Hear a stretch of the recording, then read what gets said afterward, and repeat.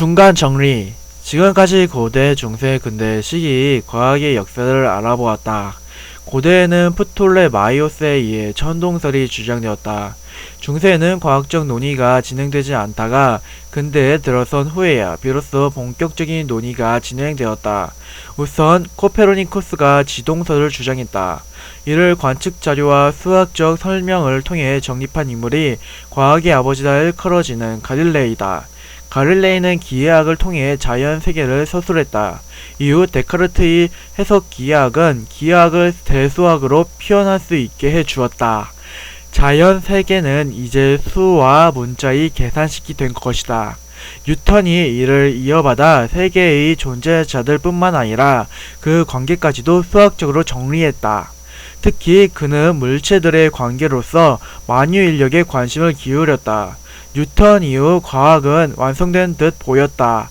아인슈타인은 특수 상대성 이론에서 절대 속도를 갖는 빛을 탐구해서 시간, 공간, 질량의 변화를 설명했고, 이를 일반 상대성 이론의 질량에 의한 공간의 휘어짐으로서의 중력을 탐구했다.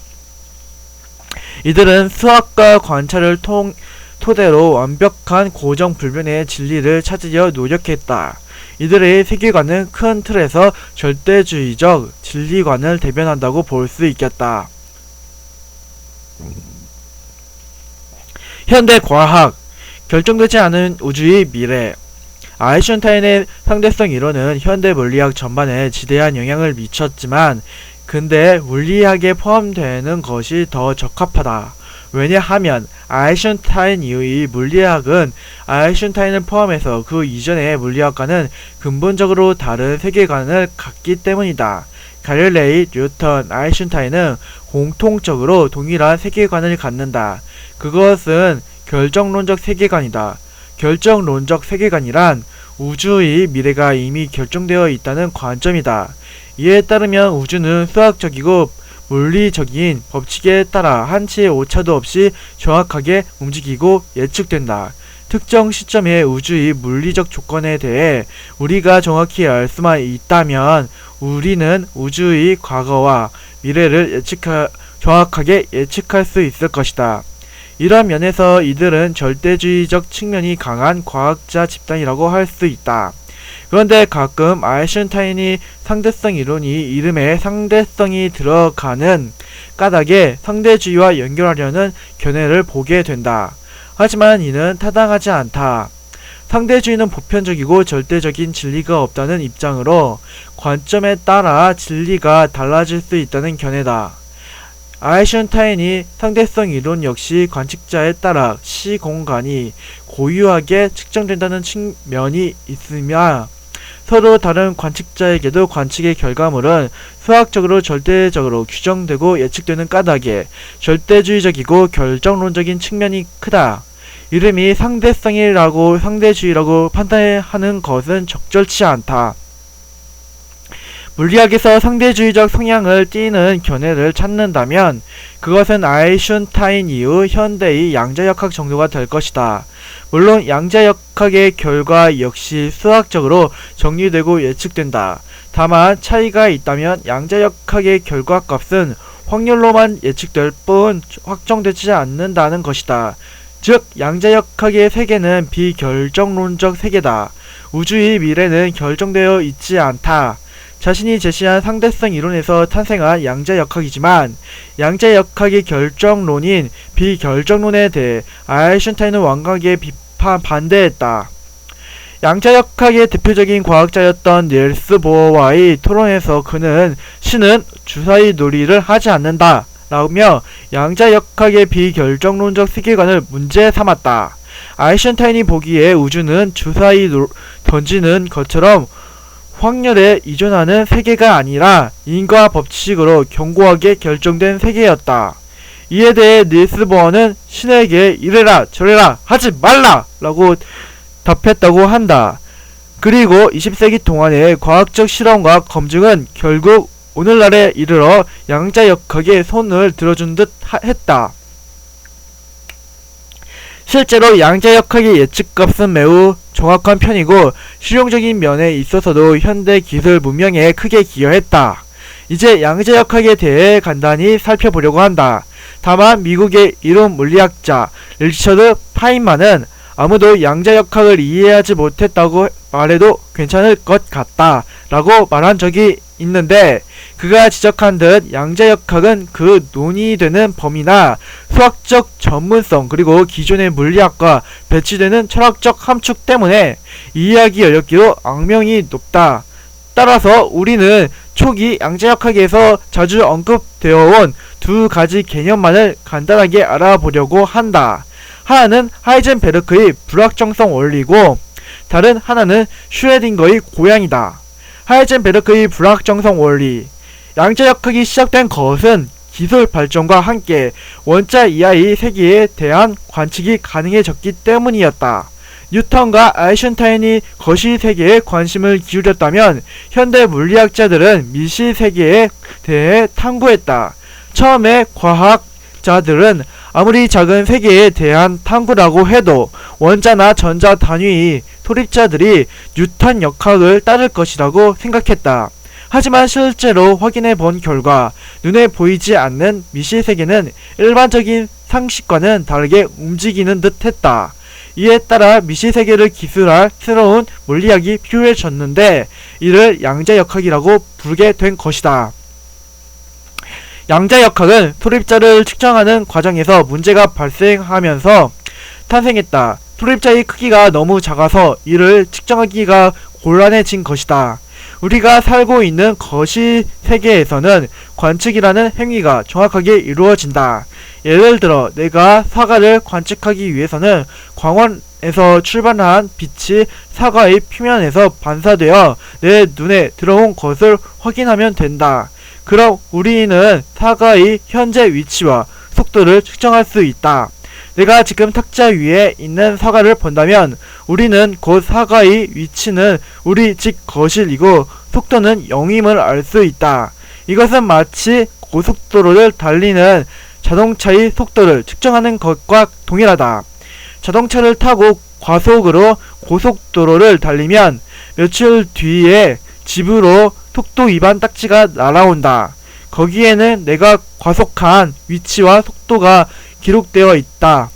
내가 인식하지 못하겠지만 과속 단속 카메라에서 전자기파를 쏴서 내 자동차를 맞춘 후 반사되어 돌아온 전파를 분석해서 위치와 속도를 확인했을 것이다. 하지만 소립자의 세계에서는 이러한 측정이 불가능하다. 이제 자동차를 소립자라고 해보자. 자동차 소립자를 측정하기 위해서 우리는 과속 단속 카메라에서 전자기파를 쏴야 한다.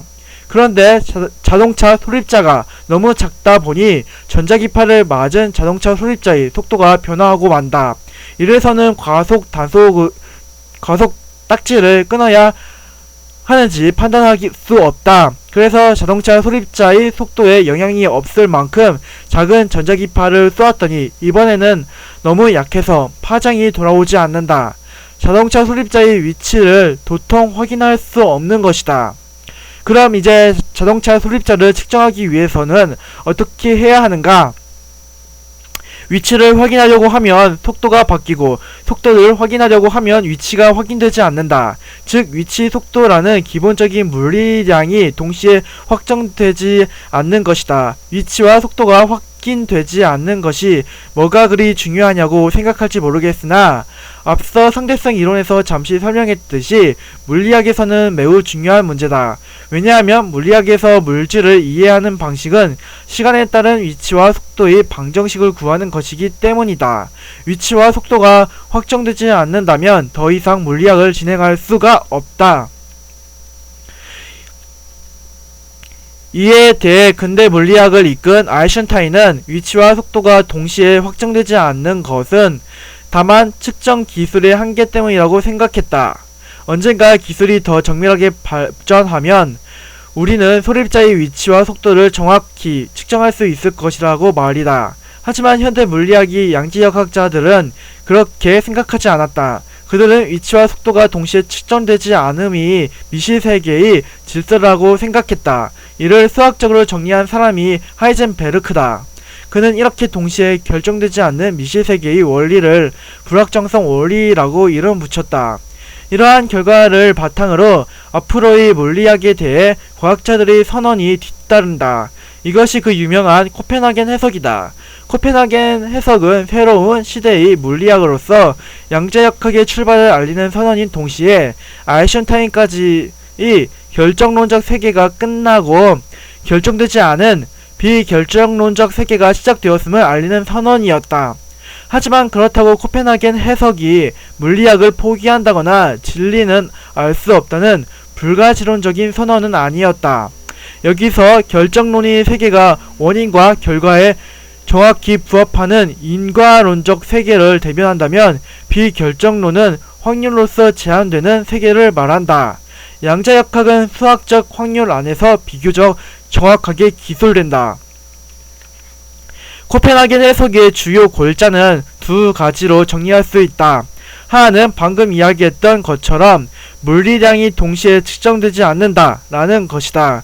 관찰하려는 행위가 입치와 속도에 영향을 미치기 때문이다. 이렇게 양자역학에서는 근대 물리학에서는 고려되지 않았던 관측 행위가 물리 현상에 영향을 미친다. 여기에서 코펜하겐 해석의 두 번째 결론이 도출된다. 그것은 물리량이 관측과 무관하게 객관적으로 존재하는 것이 아니라 관측이 영향을 받는다라는 것이다. 양자역학에서는 고전 물리학에서 배제되었던 관측자가 화려하게 귀환한다. 고전 역학에서는 누군가가 관측을 하거나 말거나 세계는 세계 나름대로 운동하지만 양자역학의 미시세계에서는 누군가가 관측을 할 때야 비로소 세계가 결정된다는 것이다. 관측하지 않을 때의 세계는 확률로만 예측할 수 있지만 우리가 관측 행위를 할 때 소립자는 비로소 자신의 위치와 속도를 결정한다. 슈레딩거의 고양이. 코펜하겐 해석에 대해서 결정론적 세계관을 가진 물리학자 집단은 크게 반발했다. 아인슈타인이 그랬고 양자역학에서 중요한 역할을 했던 슈레딩거 역시 그랬다. 슈레딩거는 관측을 할 때에야 비로소 세계가 결정되고 그 전까지는 단지 세계가 확률로만 존재한다는 양자역학의 결론이 불완전하다고 생각했다. 그래서 이러한 결론이 타당하지 않음을 증명하기 위해 사유실험을 제안했다. 이 실험은 이후에 슈레딩거의 고양이로 불렀다. 우선 밀폐된 공간에 고양이 독가스가 들어있는 유리병 입자가속기를 넣는다. 입자가속기에서는 1시간 후에 알파 입자가 방출될 수 있고 그렇지 않을 수도 있다. 이때 확률은 각각 50%다.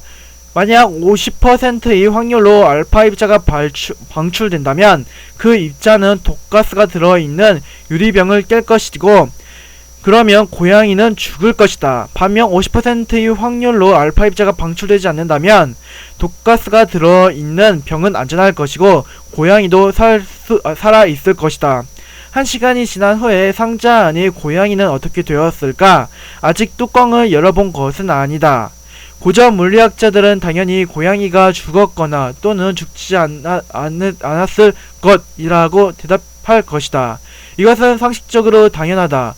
우리가 고양이가 죽은 것을 확인하거나 그렇지 않거나 상자 안의 고양이의 운명은 이미 결정되어 있다. 반면 양자역학자들은 고양이가 죽어 있으면서 동시에 죽지 않은 상태의 확률로서 존재한다고 말해야 한다.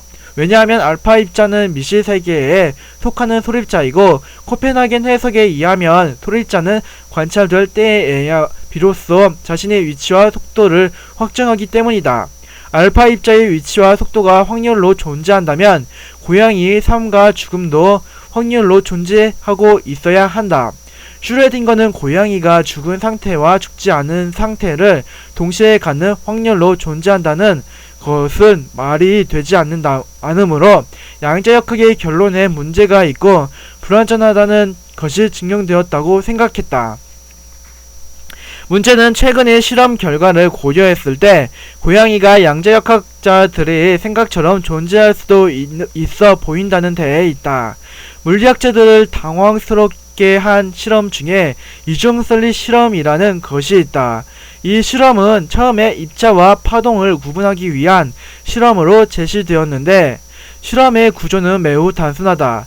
평면이 두꺼운 막에 얇고 긴 직사각형 모양의 구멍을 2개 뚫어 놓으면 끝이다.